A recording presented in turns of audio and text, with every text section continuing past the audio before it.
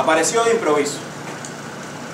Su nombre debajo de un comentario ingenioso en aquel irreverente blog llamado Cuba Inglesa, de lectores muy crueles. Allí nada era sagrado. ¿Cómo lo iba a hacer un tal Maurice Spark, con pretensiones de escritor sajón a lo cubano? Nada de Maurice Spark. Lo llamarían Mauricio el Chip, o simplemente el Chip. Una generación imbuida con novelas de aventuras donde un enmascarado hace mil peripecias sin descubrir su identidad, como El Zorro, La Flecha Negra, La Máscara Roja, nos ofrecía ahora un Maurice Spark que se abría paso osadamente en el mundo de la palabra escrita. Evidentemente su arma era el talento. Como dice mi esposa Eva, soy compulsivo con lo que busco. La tarea estaba en descubrir quién era el tal Maurice. Pensé primero en los amigos escritores más allegados, pero algunos estaban descartados. Talentosos sí eran, pero la brevedad no era su estilo. Poseían además un ego inconmensurable, y citando a uno de ellos, podría terminar cada cuento hablando de sí mismo. No resistiría a escribir con seudónimos y pasar de forma anónima con un cuento logrado, rechazando los aplausos, los halagos. José Abreu Felipe, mucho menos. Él nunca quiso formar parte de ese, parafraseando a Sartre, un bancheo literario llamado Cuba Inglesa. Además, como me comentaba un amigo, él escribía solo ladrillos de 700 páginas en adelante. Esos cuentos breves no iba con él. Sería Joaquín Gálvez. ¿Qué va? Demasiada ética a los caballeros de la mesa redonda le impedían escribir con seudónimo. Además, el tal Maurice no menciona la otra esquina del palacio. Luis de la Paz no se hizo sospechoso. Según él mismo menciona en su más reciente reseña, Maurice Spark es un escritor focalizado. De la Paz no sería, obviamente. ¿Quién ha visto un disco focalizado? Sería el mismo Añel. Él sí coincide con Chiet cuando dijo que la brevedad es hermana del talento.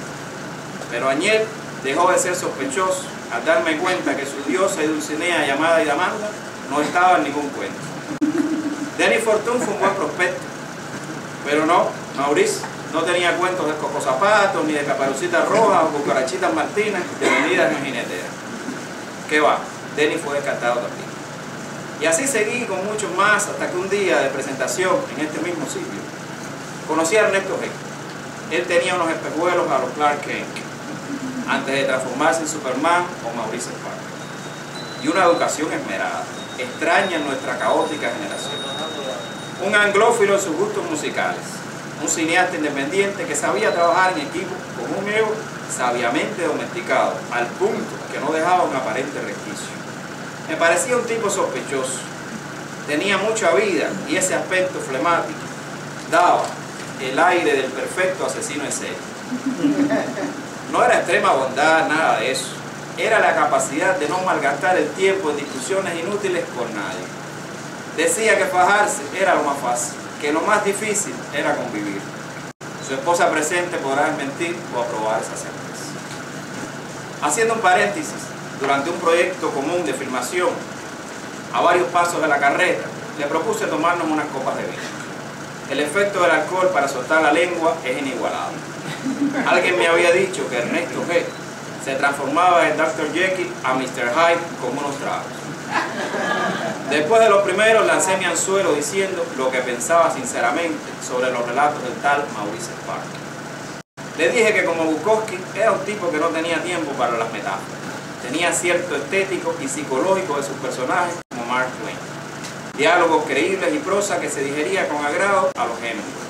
Historias de impacto con economía de recursos y precisión de relojería, como los cronopios de Julio Cortázar.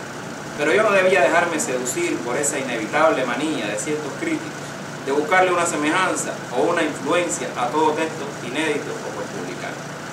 En realidad lo marcaba la originalidad. No se parecía a nadie de los que me rodeaban por estos pasillos literarios. Esa capacidad de digerir todo lo leído y amoldarlo a nuestra personalidad, a nuestro modo de decir o ver el mundo, es la clave para un estilo de expresión auténtico, y el misterioso personaje en realidad lo es. Después de escuchar aquello, mi sincera opinión, frente a la botella a punto de concluir, Ernesto G. me miró seriamente y me dijo con aire seguro: Rodolfo, yo también escribo cuentos. En realidad, yo soy Maurice Park. Lo demás es historia. La afortunada decisión de una primera entrega de relatos que merecía el público, el propio convencimiento para tal propósito y un excelente libro del que no adelantaré nada, y Denny Fortune se encargará de presentar. Los relatos de Maurice Park por Ernesto G. Muchas gracias.